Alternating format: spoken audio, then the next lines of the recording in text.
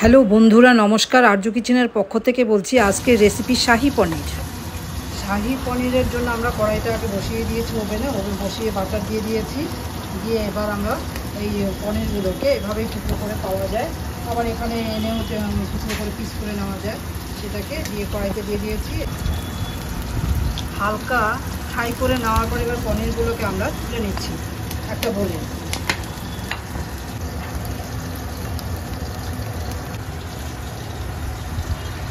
এবার আমরা কড়াইতে আবার একটু তেল দিয়ে দেব। এবার একটু বাটারও দিয়ে দিলাম সঙ্গে।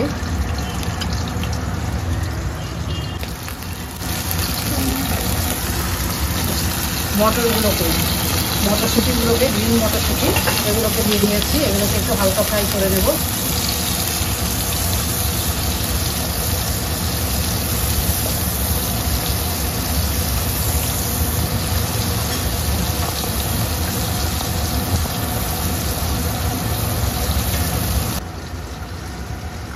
হালকা ফ্রাই হয়ে গেছে। এবার এই মটরশুঁটিগুলোকে আমরা তুলে নেব একটা ছোট্ট বলে।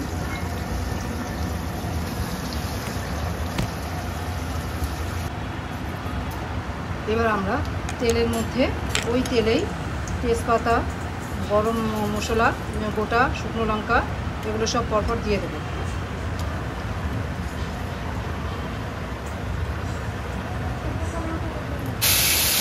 এবার আমরা এই কড়াইতে টমেটো পেস্ট দিয়ে দিলাম 8 কাপ মতো।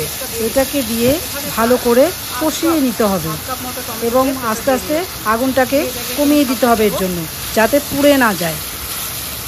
এরপরে হালকা করে আমরা এটাকে একটু কষিয়ে নেব আগুন কম করে দিয়ে।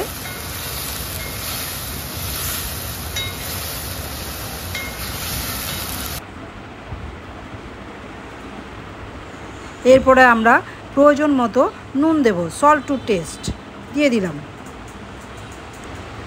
এবার আমি দিয়ে এটাকে ভালো করে কষিয়ে নেব। পোস্ত বাটার পেস্টটাকে দিয়ে দিলাম, দিয়ে এবার এটাকে ভালো করে কষিয়ে নেব।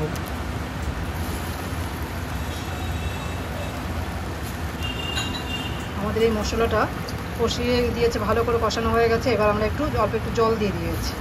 আর এই যে টমেটো পেস্টটা দিলাম, এটা তো দিলে একটু টকটক ভাব হতে পারে, সেই জন্য কাজু আর পোস্ত বাটা দিয়ে ব্যালেন্স করা হয়েছে। এবার আমরা হালকা ফ্রাই করে নেওয়া হয়েছিল যে পনিরগুলো, সেগুলোকে আমরা দিয়ে দেব। দিয়ে এবার এটাকে নেড়ে নেব। এবার এই মশলাটা আমাদের পুরো রীতিমতো কষে গেছে। এবার একটু আমরা হালকা গরম জল করে রেখেছি, সেটাকে এর মধ্যে দিয়ে দেবো।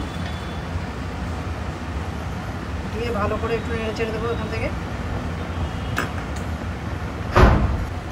নামানোর আগে আমরা একটুখানি বাটার দিয়ে দেব। দিয়ে এটাকে একটু ভালো করে নেড়ে দেব। আমাদের এই শাহি পনিরটা প্রায় হওয়ার পথে। এবার নামানোর আগে আমরা fresh cream, Amul fresh cream, ওটাকে আমরা দিয়ে দিলাম চারপাশে একটু ঘুরিয়ে। সবার শেষে আমরা এই ধনেপাতা কুচি করে রেখেছিলাম, ওটাকে দিয়ে দেবো। এর বেশি আর রাখবো না, তাহলে পনিরটা গলে যেতে পারে। 5 মিনিট হয়ে গেছে। এবার আমরা ঢাকনাটা খুলে দেখলাম যে হ্যাঁ, একদম পারফেক্ট তৈরি হয়ে গেছে শাহি পনির। এবার এটাকে আমরা একটা বলে নামিয়ে ফেলবো। শাহি পনিরের হওয়ার জন্য বা এই রেসিপিটা বানানোর জন্য যে একটা ক্রিমি টেক্সচারের দরকার হয়, সেটা কিন্তু একদম পারফেক্টলি এসে গেছে। আমাদের শাহি পনির রেডি। এবার আপনারাও এরকম একটা রেসিপি বানিয়ে ফেলুন।